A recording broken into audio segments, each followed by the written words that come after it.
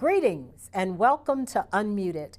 I'm Judge E.J. Russell, and here at Unmuted, we want to take the muzzle off and talk honestly about the issues that are affecting us. We will feature a variety of guests, including politicians, community leaders, entertainers, decision makers, and others addressing news-breaking issues and compelling concerns to the community and nation. And we have a lot of issues. If you would like to contact us, please send an email to unmuted@myyahoO.com. That's unmuted@myyahoo.com. And today we're going to talk about hot topics. We're going to do a variety of discussions about things that are affecting our community. And one of the things that's on everybody's mind right now in this area, of course, and should be across the country, is the fact that there were 4 escapees from the Hinds County Detention Center, about 15 miles west of Jackson, Mississippi. One of those inmates has been confirmed that he died in a house fire in Conway, Mississippi. He had apparently moved into a trailer there, and when I say moved in, it wasn't but for a couple of hours. And then when the family left, because apparently the owner had spotted him and was concerned, so he called law enforcement and got he and his family out of the house, not out of the trailer, but out of the house. And they left and went to safety. He later returned. By that time, there were law enforcement officials on site. And at some point early in the contact, there were gunfire, and a sheriff's deputy was shot in the leg. He is recovering at a hospital in that area. But then there was a fire. The house went up in flames. And later on, it was confirmed that Dylan Arrington, the 22-year-old of the bunch, was deceased. Now, it is not clear whether he died by self-inflicted gunshot, whether law enforcement neutralized him, or whether the fire, the smoke inhalation might have taken him out. It is also not confirmed whether there were other people in the home at the time that the house went up in flames. So the law enforcement will sort all of that out. I know Mississippi Bureau of Investigations are involved. The Hinds County Sheriff is involved because he is the person in charge of maintaining safety and security at the Hinds County Detention Center. Now, these guys, it's 4 of them that escaped. Also, one of the escapees was seen in Texas, about 400 miles away from the Jackson metro area. So he went in that direction. The young man who was killed kind of went in a northeasterly direction, it would seem. And the other 2, their whereabouts are unknown, and there have been no reports of sightings as far as I have been able to discern from searching through articles and listening to the media and that kind of thing. But they are considered armed and dangerous. Now, before Dylan Arrington ended up dead in Conway, Mississippi, he had in around the metro area killed a pastor, last name of Watts. He had either pretended to be broken down on the side of the highway, and the pastor pulled over to provide some assistance. At that time, he was shot, killed, and when the pastor was found, he was already unresponsive on the side of the road.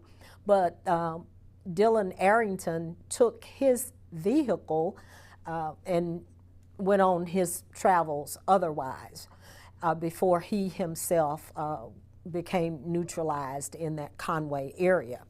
And the gentleman that they found 400 miles away, or was sighted 400 miles away, I don't believe he is in custody of law enforcement just yet, but he was sighted. There were photos, camera photos, that confirmed that it was the gentleman that had escaped from the Hinds County Detention Center.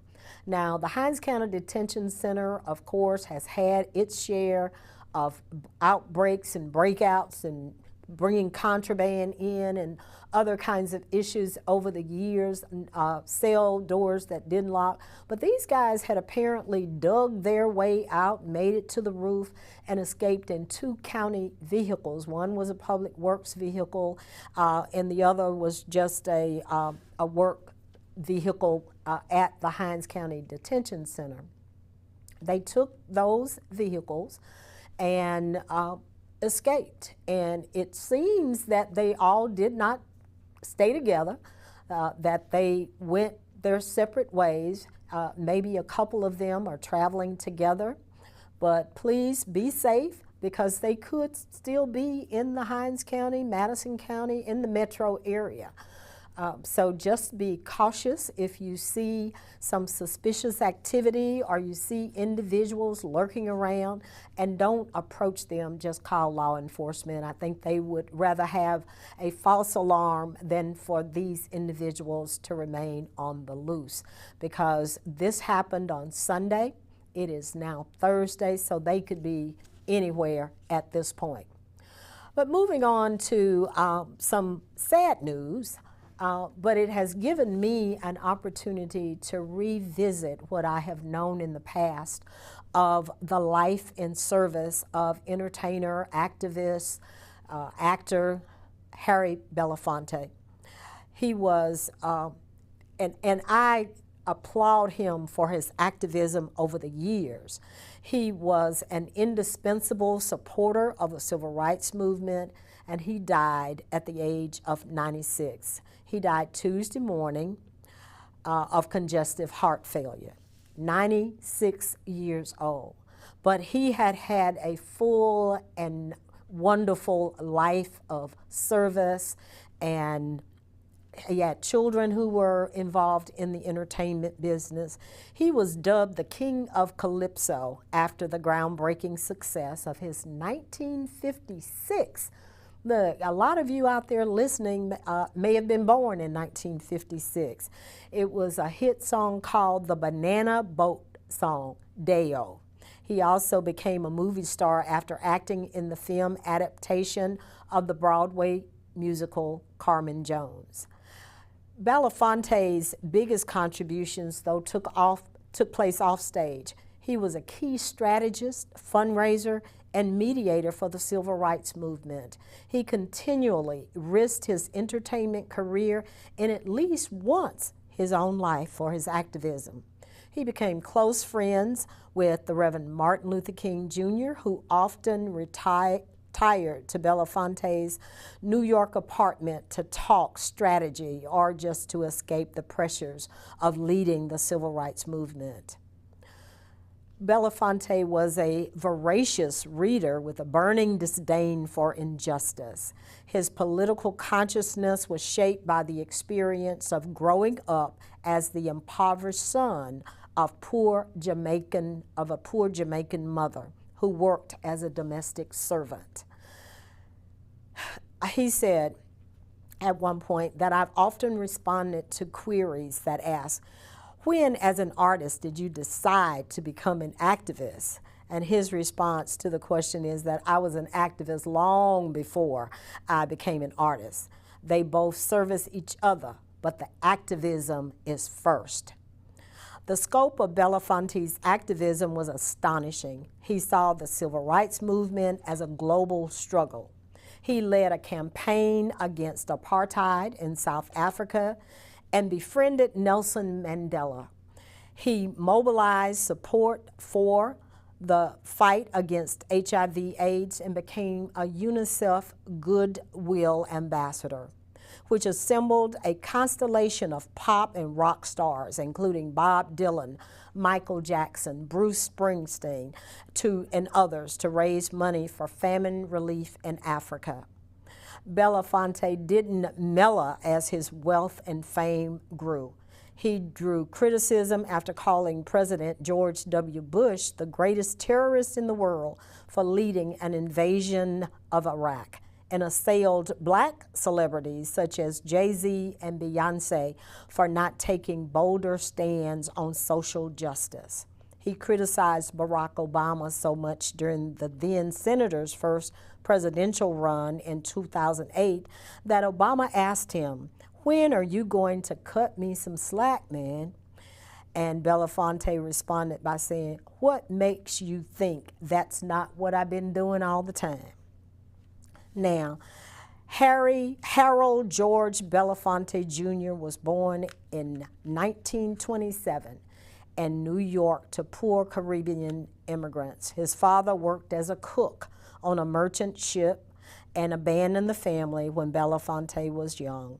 Belafonte also spent some of his boyhood in Jamaica, the former British colony. And I'll tell you what, I'm going to finish talking about Harry Belafonte's life and legacy here when we take a break. But you are listening to Unmuted. I am the host. This is Judge E.J. Russell. And we want you to let us know what you want us to talk about and what things are burning at your soul and all of that. But I don't want to take this break coming up in the middle of talking about the next part of Harry Belafonte's life and legacy. And here at Unmuted, if you want to talk to us, send an email to unmuted@myyahoo.com. And we're going to be right back with more Unmuted.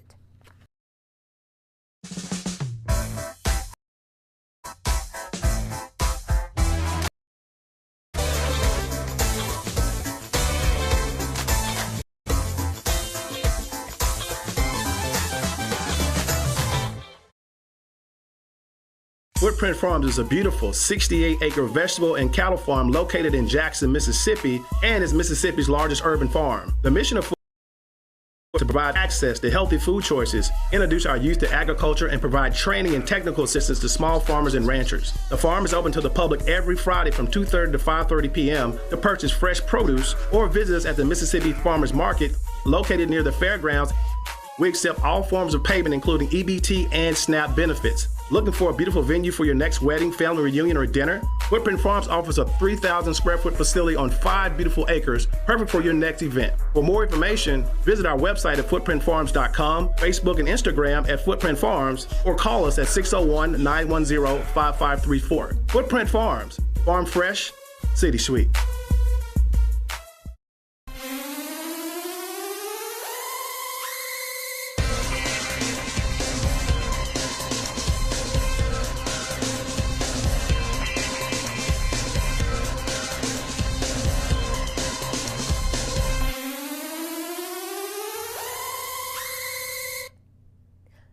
Welcome back. You're tuned in to Unmuted, and we were talking just before the break about Harry Belafonte and his life and legacy.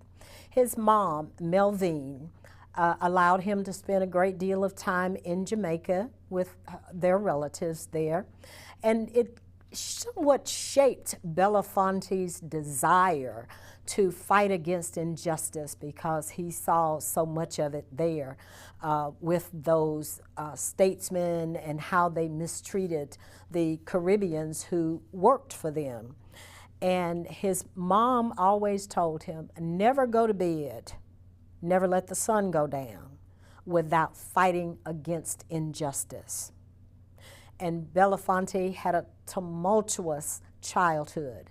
You know, we often hear people blame their childhoods because they have not done what they thought perhaps they should do with their lives.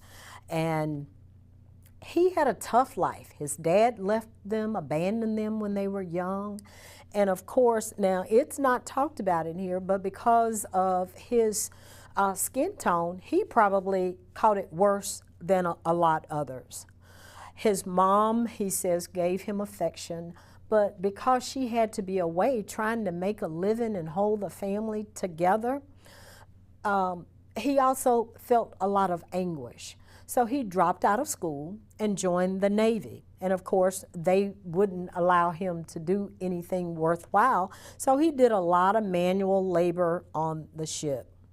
He would meet some college-educated black men who gave him wider exposure to the world, talking to him about big issues such as racism and colonialism and the experience of fighting against fascism abroad while coming back to segregation at home angered Belafonte, much like many black veterans from World War II.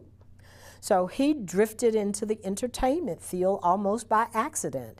He was working as a janitor in New York when he attended a play in the American Negro Theater. He was so swept up by the performance that he decided that he wanted to become an actor. He eventually studied acting at a workshop attended by classmates such as Marion Brando, Tony Curtis, and Bea Arthur. He also fell into singing in nightclubs, once in a band that included jazz greats Charlie Parker and Max Roach, and landed a recording contract in 1949. Now, Belafonte was one of those people. He had natural charisma on stage and behind the microphone. And he won a Tony Award for his acting on Broadway and was the first African American to win an Emmy Award for his 1959 variety show. Belafonte also looked for a way to merge his activism with his career and found a mentor and friend in Paul Robeson. The black stage and film actor was a Renaissance man, a star athlete and Ivy League educated intellectual who became an outspoken civil rights activist and a critic of U.S. foreign policy. Robeson was eventually blacklisted because of his activism during the McCarthy era. Belafonte called Robeson part of his moral compass. For me, Belafonte said, Robeson was the sparrow. He was an artist who made those of us in the arts understand the depth of that calling. Artists are the gatekeepers of truth. We are civilization's radical voice, is one of those things that always stuck with him that Robeson shared with him. Once again, artists are the gatekeepers of truth. We are civilization's radical voice. Belafonte also built a friendship with King, another powerful black leader. King often flew to New York City to raise money for the movement and to meet with key advisors. The two men met at a New York church where King was speaking and retired after the event to a basement room just to chat. And I know I'm going on about Harry Belafonte, but he is such a loss to the world. 96 years young, he was still involved in trying to make a difference in the world. Belafonte's relationship with King would prove to be crucial. Belafonte and his friends and fellow actors, Sidney Poitier, traveled to Mississippi to deliver a doctor's bag filled with $70,000 to support voter registration efforts. Belafonte says the pair were chased and shot at by the KKK, but eventually succeeded in hand delivering their money. Whenever we got into trouble or when tragedy struck, Harry has always come to our aid, his generous heart wide open, said Coretta Scott King. Belafonte also became one of King's most trusted friends. King often stayed on Belafonte's Upper West Side apartment, and he wrote the outline to one of the most famous speeches, his 1967 address denouncing the Vietnam War in Belafonte's home. Belafonte provided more than emotional support to King, though. King relied on him for advice and strategy, says Miller, who is the author of Becoming Belafonte. Belafonte was already a radical and already thinking about how black liberation should unfold. He had already been in these groups where everybody was talking about what should you do to organize, how do you make a change, and the relationship with Martin Luther King kind of solidified how do we organize. And America has never been moved to perfect our desire for greater democracy without radical thinking and radical voices being at the helm of any such quest. Belafonte also was a recipient of a Kennedy Center Honor in 1989, the National Award of Arts in 1994, and a Grammy Lifetime Achievement Award in 2000. He also became a mentor to other artists, just as Robeson had inspired him years before. Belafonte spoke with pride about the racial protests that spread across the U.S. in the summer of 2020 after the death of George Floyd. He wrote, "We have never had so many white allies waiting to stand together for freedom, for honor, and for justice that free us all in the end." Belafonte never lost his rebellious heart. Blessed with good looks, wealth, and fame, he could have been content with being the king of Calypso, but he made another choice. He made his biggest contributions off stage. He is survived by his wife Pamela, his children Adrian, Cherie, Gina, David, 2 stepchildren, Sarah Frank and Lindsay Frank, and 8 grandchildren. Rest well, my friend, rest well. Harry Belafonte, dead at the age of 96, and such a hole he has left in our community, in our society. Now, I turn to, I guess, even more bad news. We just seem to be surrounded by it. But before this show is over, we're going to talk about some positive things that are going on. Well, let's talk about transgender. I need to learn more about it, and you may need to learn more about it. But there was one bright spot in the state of Mississippi located at UMMC. It was a clinic called TEAM, and TEAM provided support and assistance. When I say support, I'm talking about mental and physical support to those individuals who needed gender-affirming care. And this was for trans youth. Back earlier this year, the legislature passed a bill that would make it illegal, and they banned any medical professionals from providing support or assistance.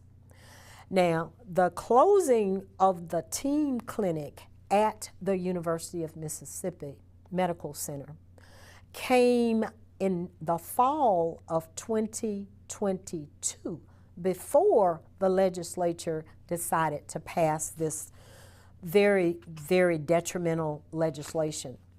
And it started because there were some legislators sniffing around and asking questions about the LGBTQ community and how much money was being spent of our tax dollars to provide support and services to these individuals.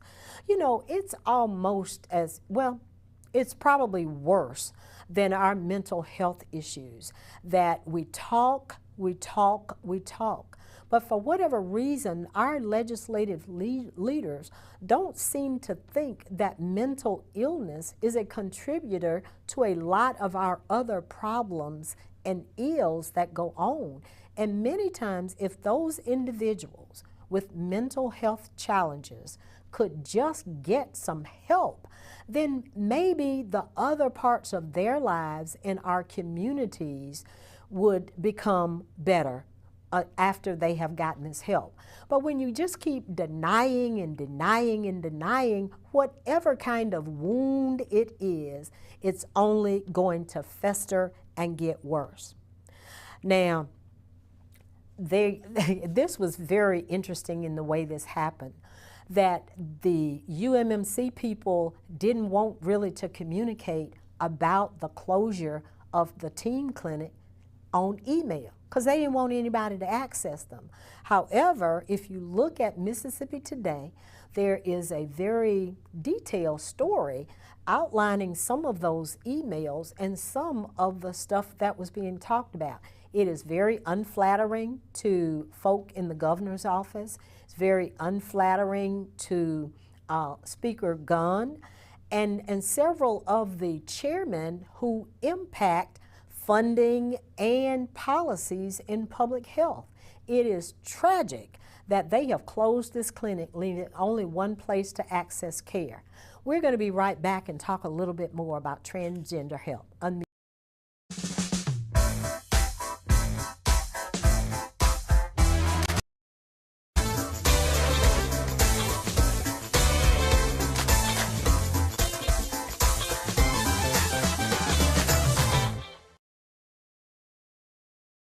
Welcome to the JMMF's Culinary Kitchen in partnership with Footprint Farms, the Farmers' Hands Markets, and funded in part by the W.K. Kellogg Foundation, sponsored by Humana.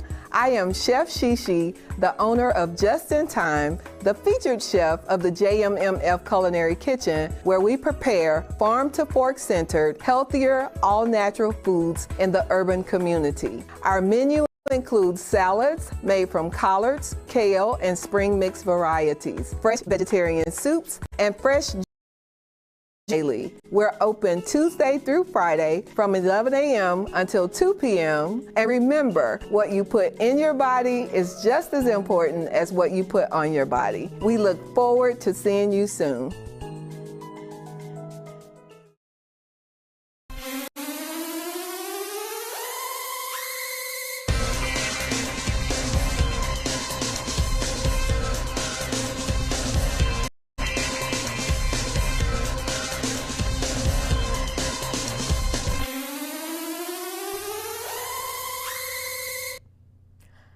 Hi, and welcome back to Unmuted. We are going to share just a couple more things about the lack of transgender care for youth in the state of Mississippi. I understand that there is a clinic in Hattiesburg, but because of this new ban that goes into effect in July, they will have to close their doors. Mississippi is going to become a third world country if we keep taking away health care. We're going to be like the little kids who are starving to death, but we're just going to be falling dead.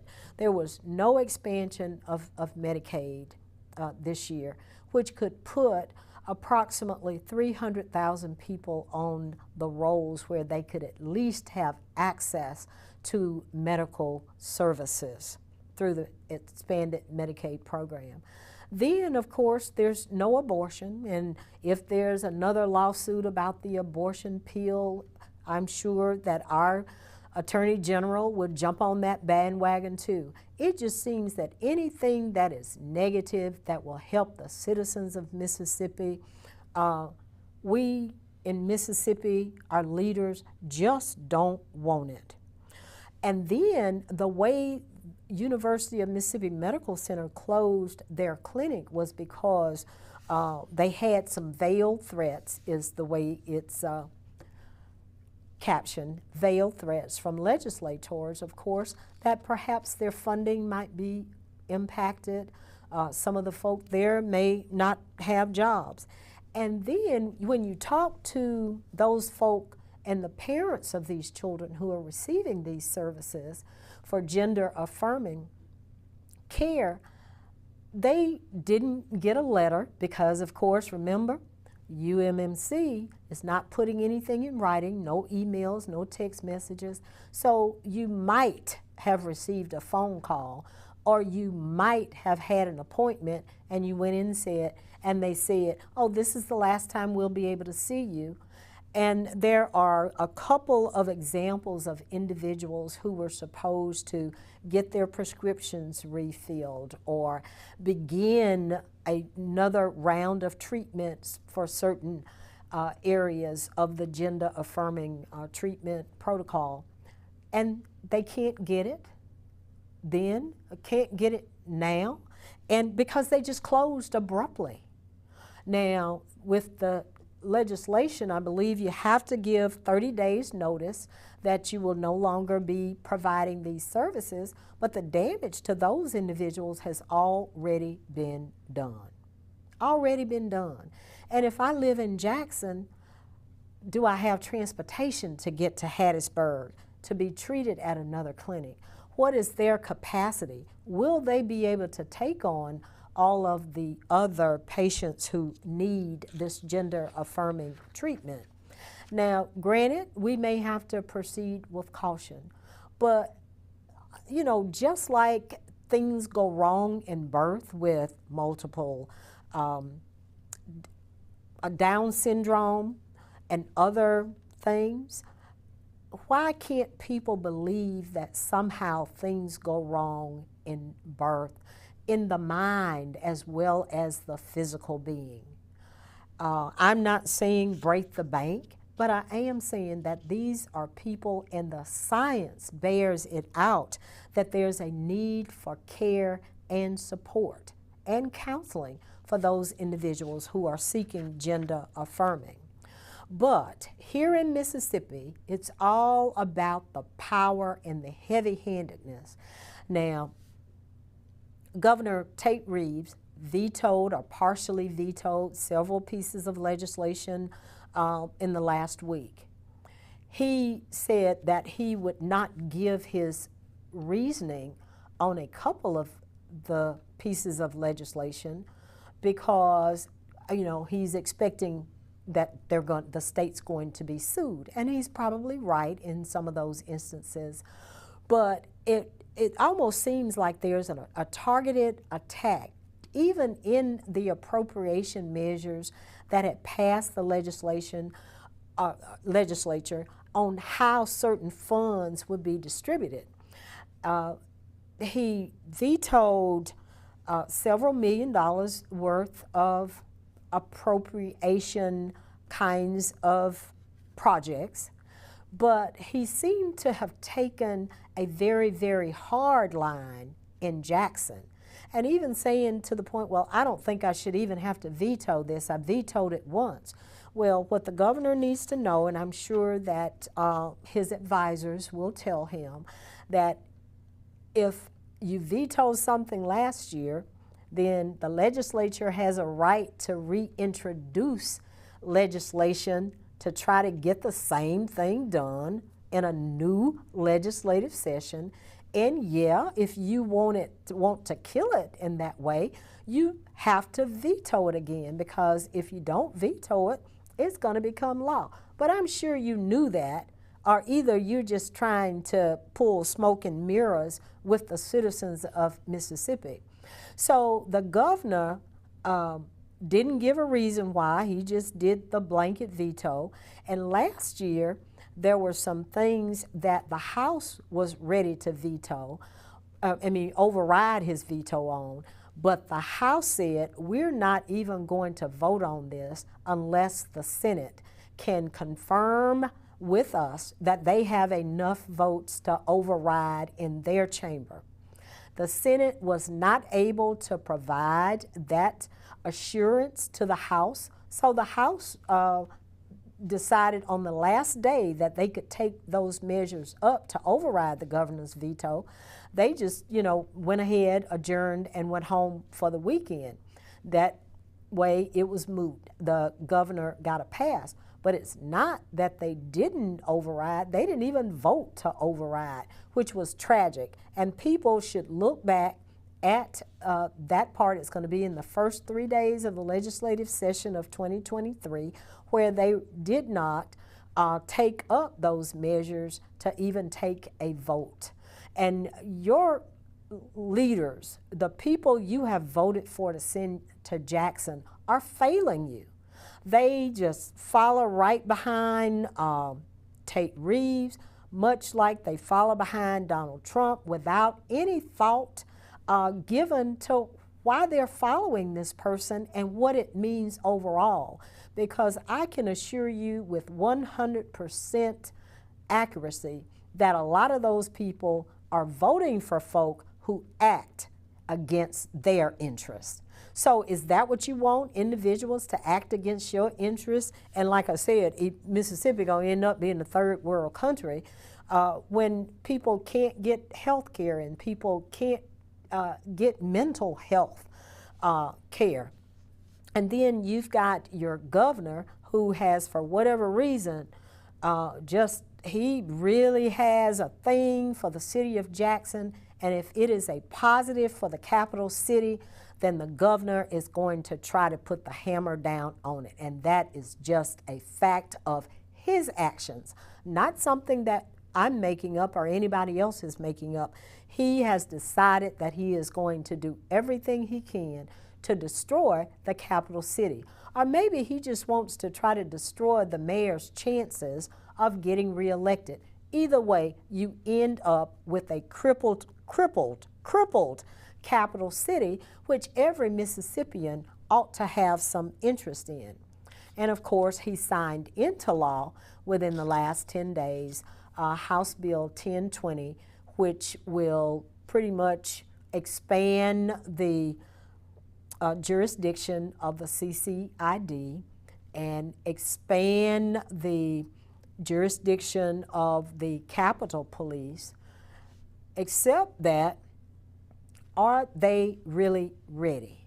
You know, a lot of things have got to happen for that whole system to work as the legislature wants it to work. And I know these judges have to be appointed. They're going to have to find some office space and some facility around here because they don't have time to build one before all of this goes into effect. But you do have to do your build out. You've got to, of course, renovate these spaces. You've got to do a lot of technology because so much that goes on these days is from a technology standpoint. But you know, just trying to put the hammer on the city of Jackson does not benefit the citizens of the state of Mississippi. I don't care where you live. You may live in Lee County all the way up in East Mississippi, but this kind of action by your leadership does not benefit you and your family. So you need to look at who's running and look at what they are bringing to the table, even if it is a better posture of understanding how to work with people, understanding that sometimes negotiating is all right. You get something you want and other people get what they want. But the governor's, when he vetoed those appropriation bills that had a significantly negative impact on the city of Jackson, he said, and I warn you, if y'all override my veto, you're going to kill a whole lot of other projects in there other than the ones that are out of Jackson. So you're not just warning, it sounds to me like you are threatening people so that they can try to put pressure on their colleagues not to vote. Because I've got this little pet project over in Timbuktu, Mississippi that I want for my people. So I'm not going to rock the boat with the governor's veto because he's only after Jackson and I ain't got no dog in that fight. Well, you may not have a dog in that fight, but your cat may be over there in that fight because as goes Jackson, goes most of the rest of the state of Mississippi. And you can look around in the metro area. As the city of Jackson has declined, Hines and Rankin, not Hines, but Madison and Rankin have thrived because they're moving all of the government offices to these locations. You need to wake up, people, and I know we talk about woke, and we're going to be back to talk more on Unmuted.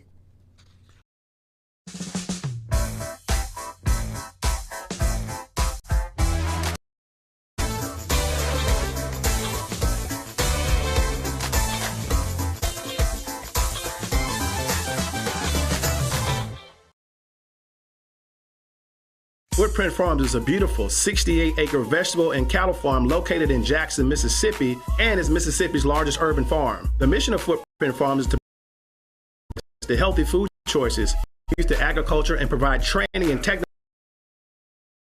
Small farm is open to the public every Friday from 2:30 to 5:30 p.m. to purchase fresh produce or visit us at the Mississippi Farmers Market located near the fairgrounds. We accept all forms of payment, including EBT and SNAP benefits. Looking for a beautiful venue for your next wedding, family reunion, or dinner? Footprint Farms offers a 3,000 square foot facility on 5 beautiful acres, perfect for your next event. For more information, visit our website at footprintfarms.com, Facebook and Instagram at Footprint Farms, or call us at 601-910-5534. Footprint Farms, farm fresh, city sweet. Welcome to the JMMF's Culinary Kitchen in partnership with Footprint Farms, the Farmers' Hands Markets, and funded in part by the W.K. Kellogg Foundation, sponsored by Humana.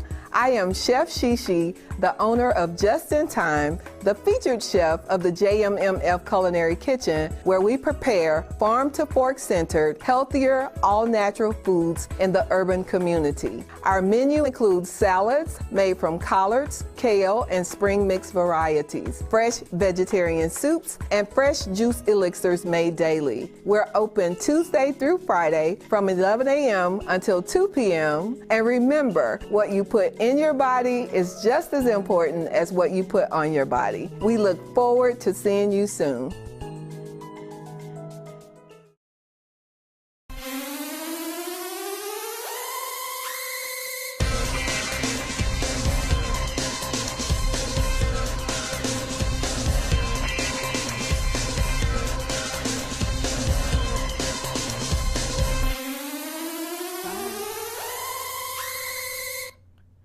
Welcome back to Unmuted. We are so pleased that you have joined us, and you can find our podcast on CWTV. That's Charlie Whiskey Umbrella TV online at YouTube under the Footprint Farms subscription.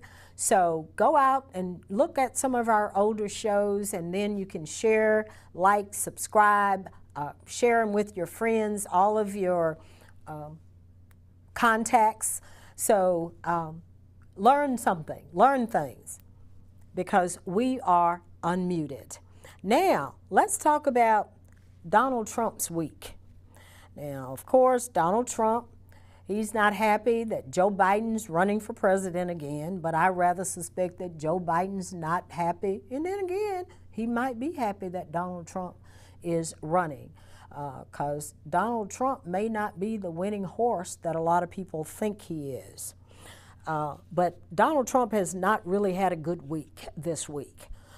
He decided that he was going to file an appeal. Not sure how exactly that all works, but Donald Trump filed either a motion or an appeal or something so that Mike Pence would be prohibited from testifying in front of a grand jury investigating Mr. Trump's efforts to overturn the 2020 election.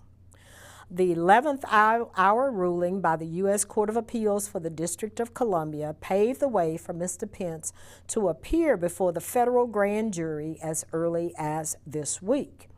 Now, Mr. Pence has always been a potential witness, and of course he was subpoenaed, but he decided that he wasn't going to fight the judge's ruling, the judge who said, yeah, you can testify.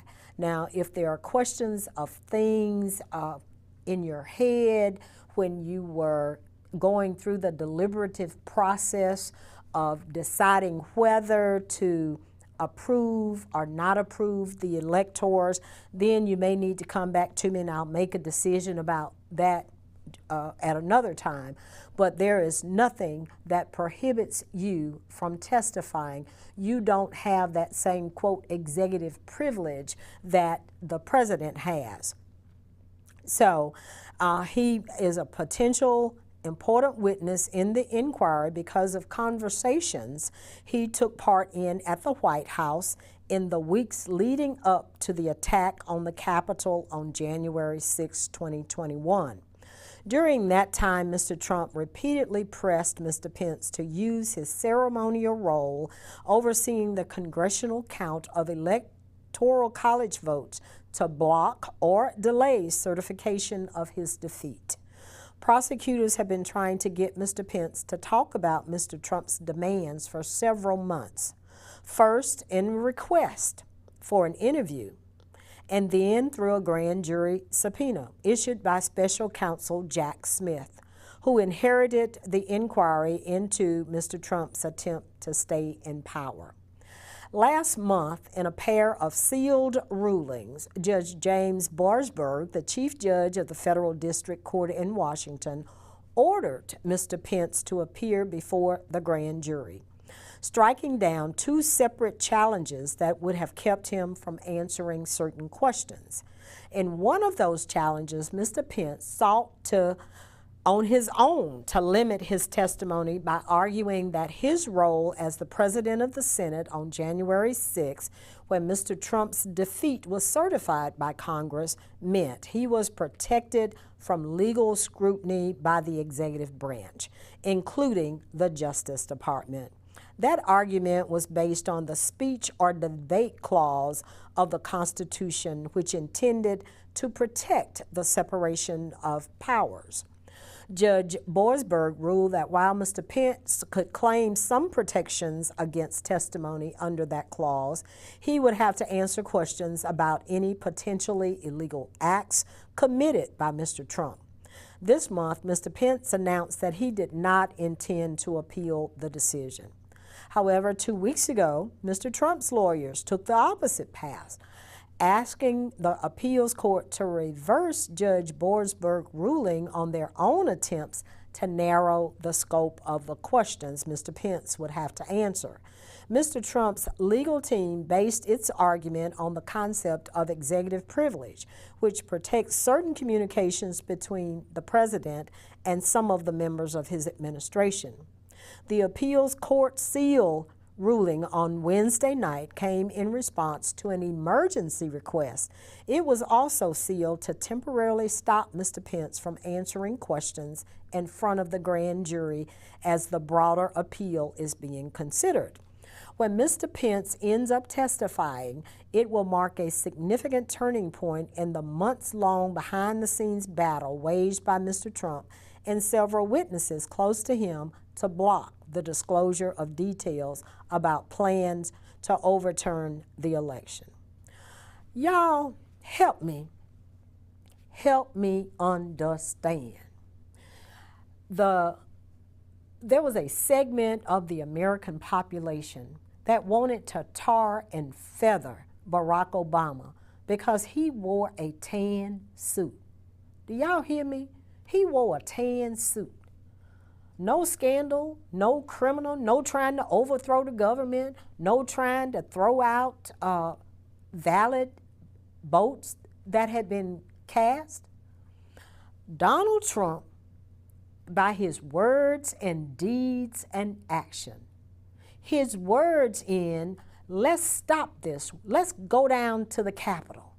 And while he didn't go, only because Secret Service stepped in, his mobilized minions went, the ones that further by his words and his actions told them to go down there.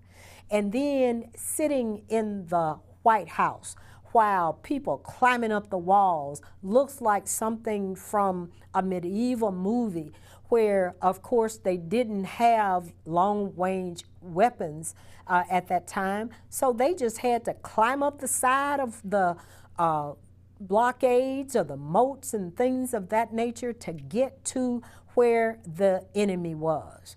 And in this case, the enemy was Congress, the enemy was Mike Pence. They put up a noose, y'all, a noose outside of the Capitol. Donald Trump has said he needs to be hung. Those words are insightful words when you have people who have OD'd on Fox News and Tucker Carlson, and now they are just ready and caught up in the moment of, crowd rage and groupthink.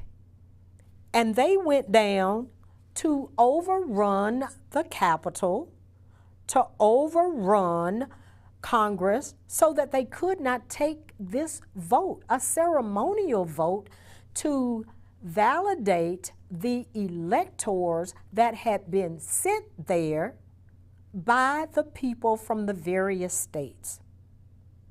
Okay? The Proud Boys were leading the way. The Oath Keepers were leading the way. Some with weapons, some who turned things that they found in the Capitol into weapons. And y'all want to call that a peaceful protest? But yet you want to castigate and castrate Black Lives Matter for having a peaceful demonstration. To have members of that organization killed and or attacked by the people walking with their long guns down the street. Law enforcement not questioning, not asking them anything. But when, and like I said, when Barack Obama, I've never seen such outrage as when he wore that tan suit. But y'all want Donald Trump to be back in the presidency. And if you can't get Donald Trump, then you want somebody like a Ron DeSantis, who, thank God, has finally been sued by Disney, the largest job creator in Florida. The reason why so many people go to Florida, yeah, they've got nice beaches and everything, but people take their families because those kids want to go to Disney. I like going to Disney too. Every 4 or 5 years, I need to go and see what's new at Disney. All because they did not agree with a policy stand that DeSantis took. We are losing our grip on reality, people, when we want these kinds of people making decisions about our lives, our children's lives, our future. We are losing our grip, and I just cannot imagine that the majority of the American people really are buying into the foolery. Also, but let me tell you what, when I was reading the excerpt about the trial that's going on with E. Jean Carroll, the author from New York, I believe she's from New York, but she has a sexual assault case against Donald Trump that started this week. Now, Mr. Trump is waiting to see if he's going to show up at the trial, and certainly whether he's going to testify or not. His whole defense is, she's not even my type. He should come to one of my sexual harassment training classes. She's not even my type is no defense to rape. But the words that came out of her mouth when she said, Donald Trump raped me. Those are her words. Donald Trump raped me. And then went on to tell the details of what had happened and how it came to pass that she found herself in such a situation that ultimately she could not control. Can you imagine such an accusation, even against Bill Clinton? Because in my recollection, Monica Lewinsky never said that she was raped by Bill Clinton. She wasn't a minor. Yeah, she was in the White House, but by all accounts, from folk who knew her during that time period, she kind of, came on to him a little bit. That's no excuse for what happened. But I don't think I've ever heard her say that I was raped by this man. E. Jean Carroll said, Donald Trump raped me. This is a former president of the United States. We are the laughing stock of the world with Donald Trump. And then the fact that we are trying to consider him for even more time in the public eye. He takes up too much oxygen about foolishness and nothing of value. Just before we get ready to go today, though, I do want to share with you that the current president, 80-year-old Joe Biden, has decided that he is going to seek re-election, and his ticket will include Kamala Harris, who is the current Vice President of the United States. Now, polls go one way or the other, but he does have some accomplishments to run on. And then we'll talk next time a little bit about the debt ceiling, because that's going to come to a vote in the House, hopefully by tomorrow. And then we'll see what the Senate is going to do, or see what kind of negotiations they will enter to try to get us out of this bad place we are with our debt. You've been listening to Unmuted. This is E.J. Russell, your host. Join us again.